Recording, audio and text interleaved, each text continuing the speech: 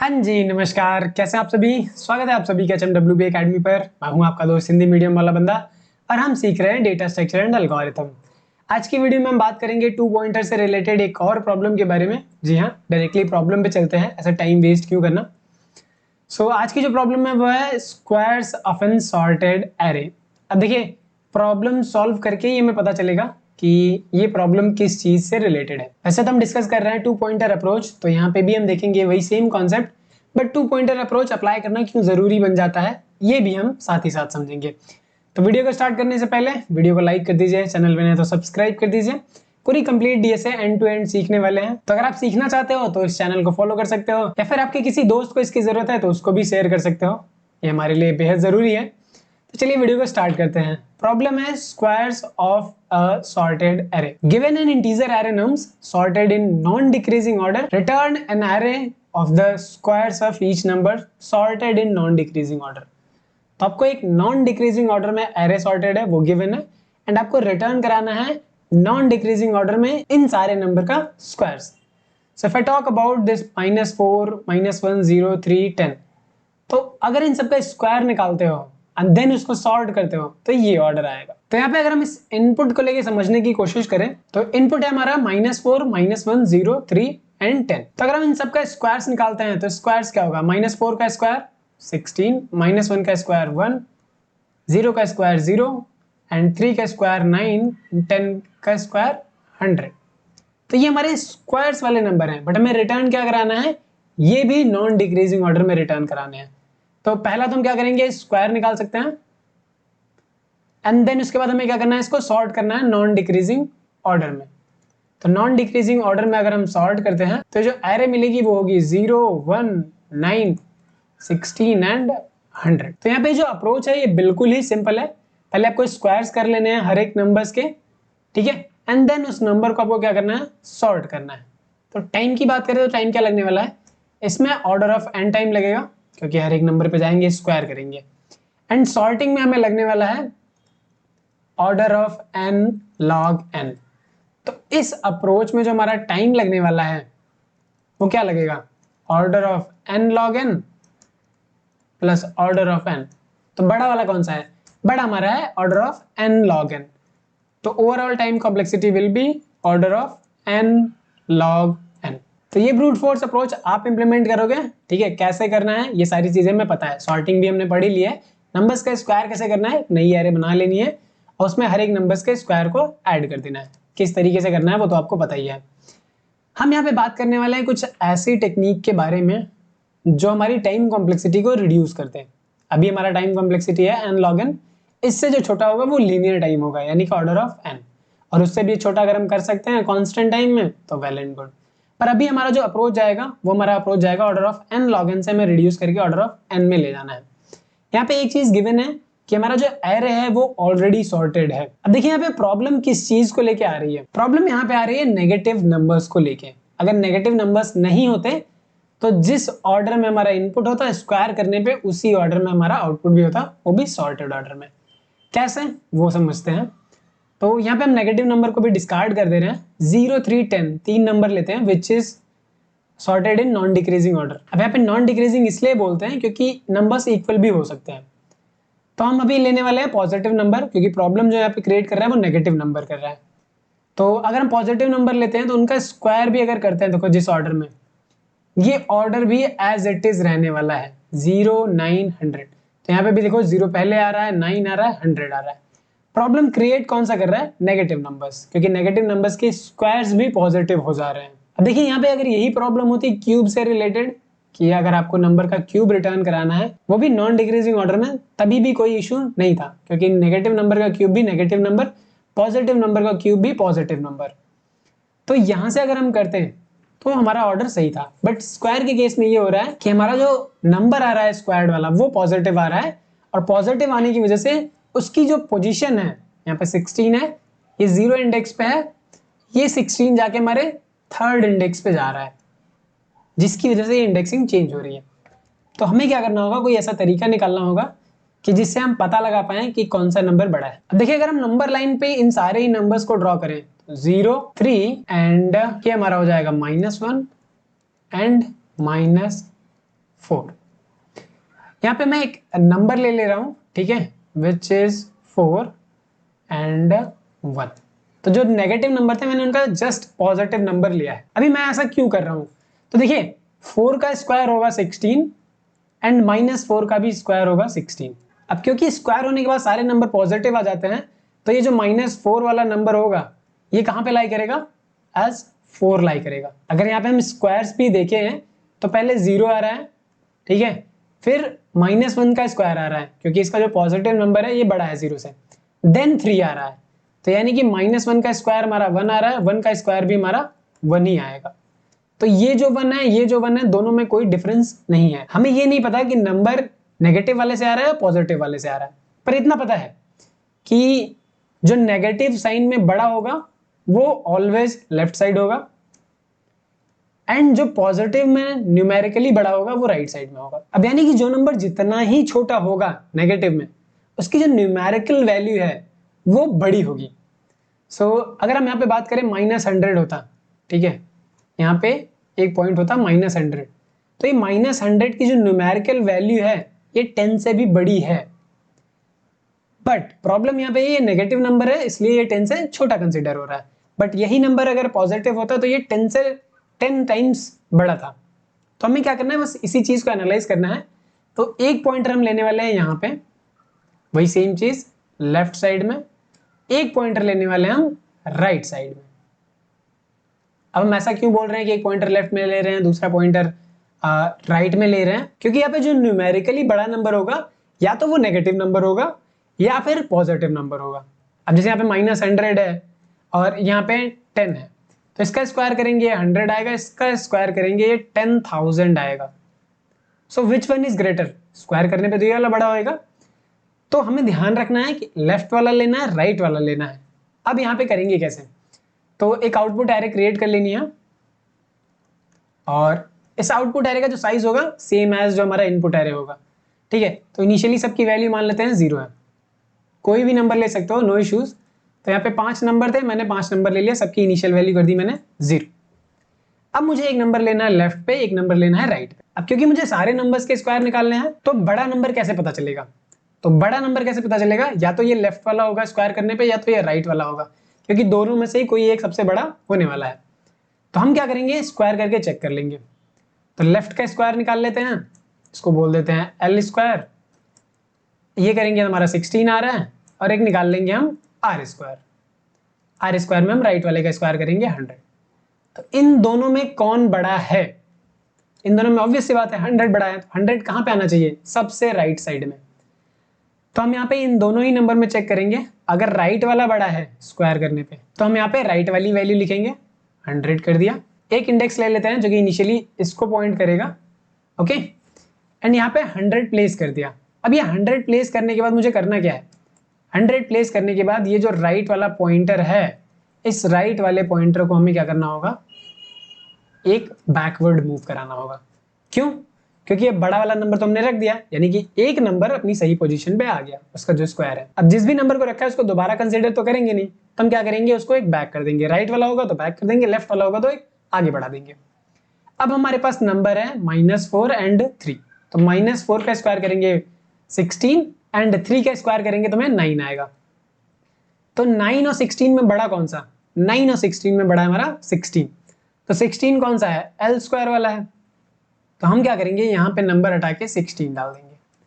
अब आपकी बार क्योंकि हमने लेफ्ट वाला वो किया है, तो लेफ्ट वाले पॉइंटर को हम क्या करने वाले हैं, यहाँ पे इंक्रीमेंट करने वाले हैं। अब हमारे पास जो लेफ्ट वाला नंबर है -1 है, राइट वाला 3 है।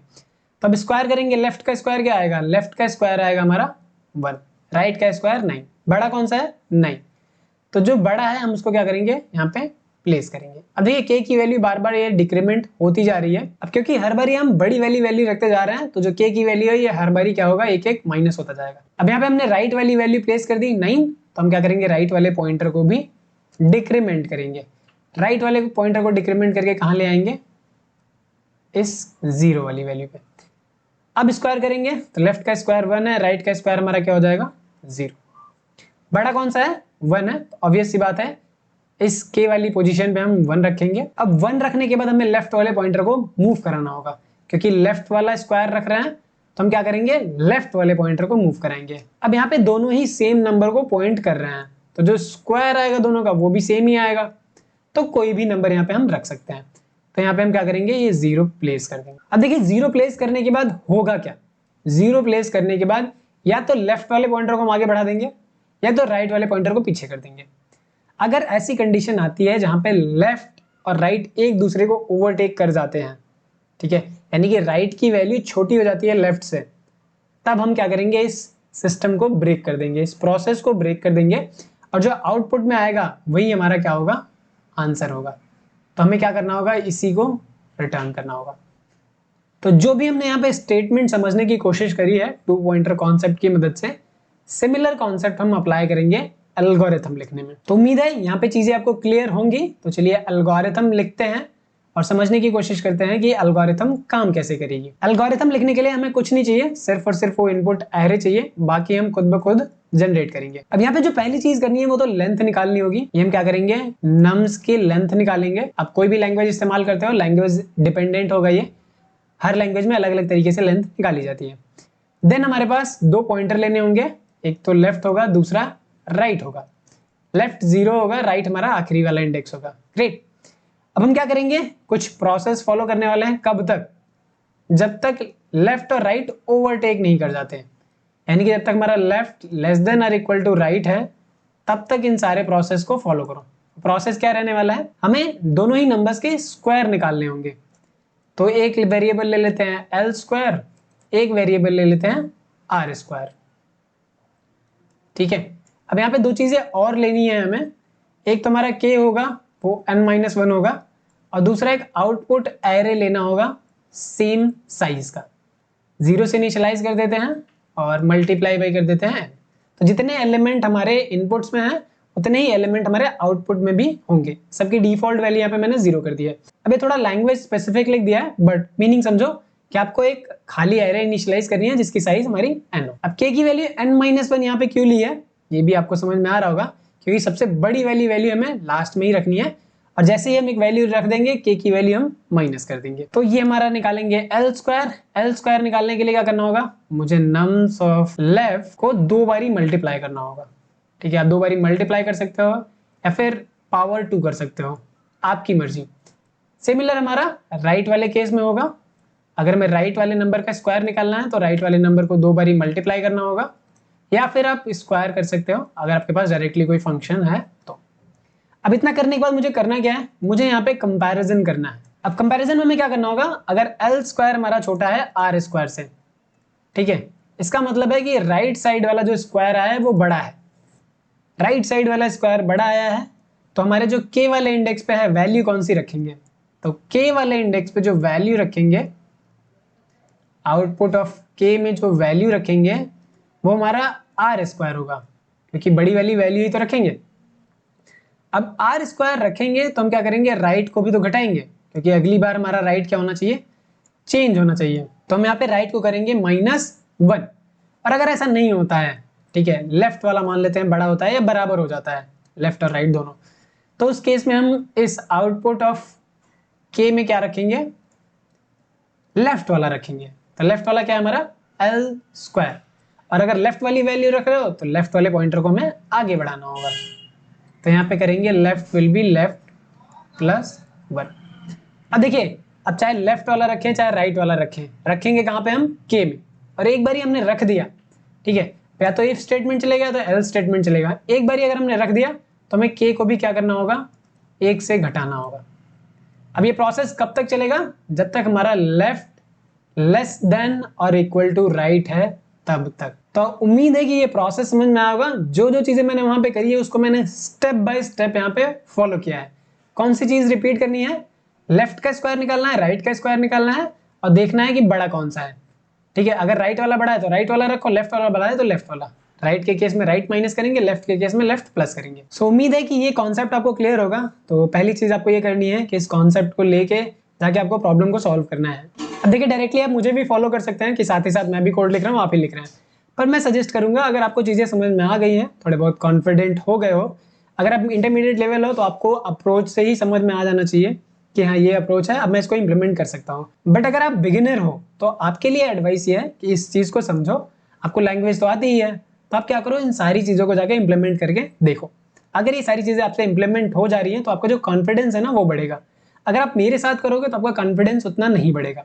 तो बिगिनर हो तो कोई बात नहीं, आप मेरे साथ कर सकते हो, बट एक बार ये ट्राई करना जरूरी है कि आप खुद से जाके ट्राई करो। अब मैं क्या करूंगा, इसी लाइन ऑफ कोड को लिखने वाला हूँ। यहाँ पे आपको मिस्टेक्स नहीं करनी है, स्पेलिंग मिस्टेक हो जाती है कभी कभी वेरिएबल नेमिंग में, मुझसे तो अक्सर करके हो जाती है, तो मैं कॉपी पेस्ट कर लेता हूँ। यहाँ पे ये सारी चीजें चल रही हैं, ठीक है।